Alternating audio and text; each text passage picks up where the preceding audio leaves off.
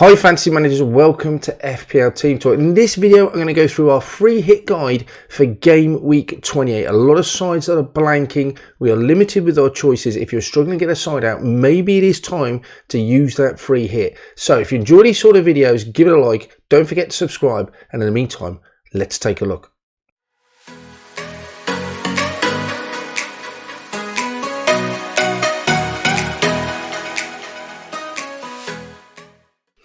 So if you're going to free hit in game week 28, it's something that I assume you would have been planning for a little while. As we know, because of the FA Cup, there are going to be a limited amount of fixtures. Liverpool, Man City, Manchester United and Brighton are the main teams that are going to blank in this game week. And Brighton in particular are assets that we want to be owning right now. Manchester United, Rashford, Man City, the likes of Haaland. You might have a City defender that you don't want to jump off of. Liverpool, as we've seen recently, a Trent, a Gakpo, Salah have been scoring well. You might want to jump on those players, but don't know what to do and how to get through 28, so you're triggering wildcard. Now, there is no blanket policy that's going to say it's the best time to wildcard free hit for everyone. It's just a case of what your strategy is and what your team looks like. I wildcarded in game week 26, for instance, and I set my side up so that I didn't have to free hit in game week 28. But you may have just gone straight for those Brentford, Brighton assets, Liverpool, and you may have really done well because of that, and you can afford to free hit in 28. Bearing in mind, it's worth noting that in 32 with the FA Cup semi-final, we are expecting another blank game week. So you have to be just keeping an eye on those FA Cup results to see who will blank in 32 and how you're going to negotiate that without using your free hit. But all of that said and done, let's have a look at how this free hit side shapes up. The lovely thing about the free hit, and it is a bit of fun, it's one of the most exciting chips to use, is that you haven't really got to worry about in terms of previous form too much, the longer term fixtures. All we've got to worry about is who they're playing now, and do you think they're going to get a clean sheet or scoring this week. And the fixtures are going to be paramount. Bournemouth at home is a great fixture for Aston Villa, so we're going to go for 3 Villa players. Martinez 4.9, money not really an option with this free hit side with so many of the big sides not playing. Martinez gets an odds in goal, 7 and 9 recently. Villa been pretty tight at the back as well, so he's just a no-brainer for Martinez. He comes in. Alongside him, just wouldn't be expecting to play him, but for him, Ward, if something happened to Martinez, don't know what capacity, illness or something happens, he doesn't play, we've always got a backup reliable keeper, and Ward is going to be that. But 99 times out of 100, he's not going to be playing or part of this side. Martinez will be that man in goal for us, and we'll see that later on with the team selection and how the 11's set up. In defence, I think you still have to go Trippier. Decent fixture away at Forest. Not an easy fixture by any counts. I don't think they've lost at home since something like October or September, so it's going to be a tricky game. But he has, Newcastle defence is still pretty tight. 0.4, still a good attacking threat. Right up with the likes of Trent, better than James. Not many offer the same sort of goal involvement threat that Trippier does. On set pieces, open play, he's really good. So again, I think he has to be the man to come into your side. Alongside him at the back, Zinchenko, who has recently worked his way into that Arsenal side, looks fully fit. He has been getting in some goal involvements as well. 0.17, nothing spectacular, but a good chance of a clean sheet, you'd have to say, against Palace. And sometimes he will move up into midfield and join the attack as well. So I think 0.7 is possibly a little bit harsh on him and will reflect how much more defensive he was earlier on the season.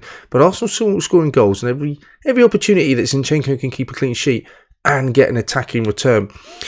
Ben Davies is a bit controversial. Away at Southampton, decent fixture. They're not scoring many goals. He's been playing more of a wing-back recently, so 0.16. Again, I think that's a little bit underrated if he still continues to play at that wing-back. 4.8, decent price, quite like him. He's not going to offer the same attacking threat as the likes of Trippier or Trent or James, but 4.8, good chance of a clean sheet. I think he's definitely one I'll be looking at and having in my side. Alongside that, Matty Cash, he has played recently, got a goal recently as well, hence the 12-point haul.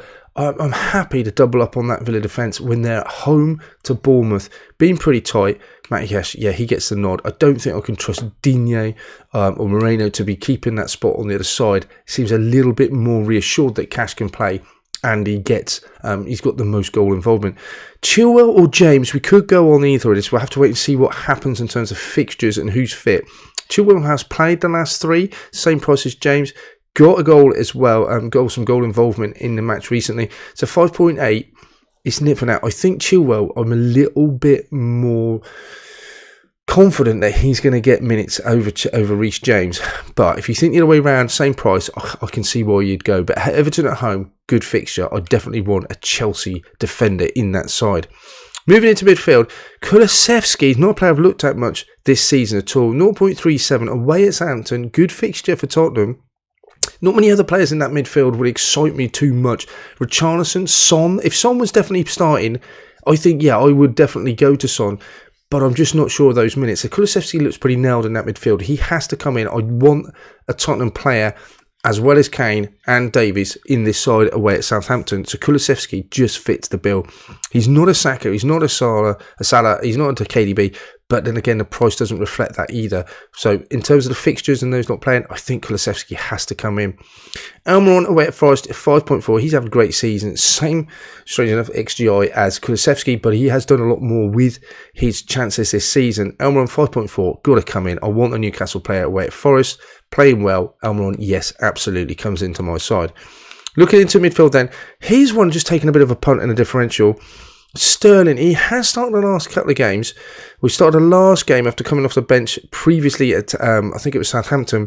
0.65, his XGI and underlying stats still look pretty decent. He is expensive, but remember, this is just a 1 week punt at home to Everton. So I think we can afford to do it. Ziyech is out. There's not many, Pulisic is out as well. Not many other options they're looking at. He seems a little bit reluctant to play Murdoch. So Sterling, I think for me, looks past his eye test when he comes on at home to Everton, worth a punt. He's not a player that I would be looking to transfer in at all, but on a free hit, why not? I think it's a good fixture, one of the best fixtures there are in this week, and if he plays, and there's every reason to believe he will, I think he's a decent shout to get in there. For 0.65, underlying stats still look good, just not picking up those actual returns. And again, it's just placing a side never seen particularly nailed on. Chelsea, just not playing brilliantly at the moment either. But home to Everton, good opportunity to Chelsea to win and score some goals. If they do, you'd imagine Sterling will be a part of that. So I quite like Sterling as a differential punt. He can make a real difference to your side. I think Saka has to come into your side as well, 8.5. Can't have any side without 3 Arsenal players in at the moment, especially when everyone else is blanking. At home to Palace, good fixture. I don't think I need to really take much talking or convincing to bring him in, and the same goes for Odegaard as well. Saka on penalties are slightly favour him over Odegaard, but both really attacking at home to Palace, good fixture. Yep, they just have to be in, and that will complete your 3 Arsenal players. Up front then, I think Ollie Watkins at home to Bournemouth, that will be your 3rd Villa player. He's been absolutely on fire over the last few weeks. In fact, it's on pens as well as a little bit of a cherry on top. So he definitely comes in. I like their fixture. 3rd Villa player comes in. And then up front, Wilson, he had a little bit of time out when he wasn't well. He's come back in. His XGI and underlying stats are just brilliant. Just need him to hit the back of the net a few more times now. On pens as well, 6.9, decent price. Away at Forest, that is my 3rd Newcastle player. I definitely want Wilson in, and an opportunity for him to get back on the score sheet. I think at Forest. Finally, I think it has to be Kane. 0.81, we know how good he is. I shouldn't even need to really convince you. He's expensive, but we've got the money in here, and he's got the fixture as well. On pens, all the same sort of stuff that we've heard 1,000 times. That is your 15 players that would line up in your free hit for game week 28. It comes under 100 million, so we should all be able to afford this side. How would it fix up in terms of your team selection? There isn't any other players that absolutely stick out for me in terms of I want to bring in. There's no big assets. If there was a Son, yes, I would downgrade someone off the bench and bring Son in. If he fires at the weekend, then possibly we could look to do that. Otherwise, there's no big assets that I think we definitely need to have. So you've got a really strong bench. Difficult to know, I think, how this would line up. You could go for security at Zinchenko over Chilwell. Sterling could come on instead of Almiron, possibly. I'm just throwing 11 players together here at the moment. I think it would just be down to your preference as to who you think is going to do better. Southampton have been a lot tighter recently, so do we suddenly start to sort of draw back on those Tottenham players? Everton have been seen in goals, so maybe Sterling possibly over that. Don't know. It is a tricky one, I have to say. And the fact that you've got it would be easier if there was more premium assets to pick, because that way the bench will be weaker and I'm just putting in 11 stronger players on. The fact that we haven't got many premium assets with lots of Man U, Liverpool, Man United, Man City all blanking just makes the whole side pretty cheap. But that's the 11 players. In terms of captaincy, I would be tempted Kane. I could definitely make a case for Saka at home on pens against Crystal Palace as well. I'm not sure I'd look too much further outside of that. For me, Kane just about shades it, playing probably a slightly weaker side than Palace. It is away from home, though, but that will make up your 15. The 11, I think, will be quite difficult to put out, but possibly what I've set on the screen could be an option to go for. That's everything for this one then. Let me know in the comments below if you're intending to free hit for Game Week 28. Do you think there's any players that I've completely overlooked that you think we should be bringing in, and who are you going to captain? In the meantime, we'll be back at you with team selection videos and more good content before the deadline. So make sure you hit that like button. Don't forget to subscribe. And in the meantime, speak to you soon.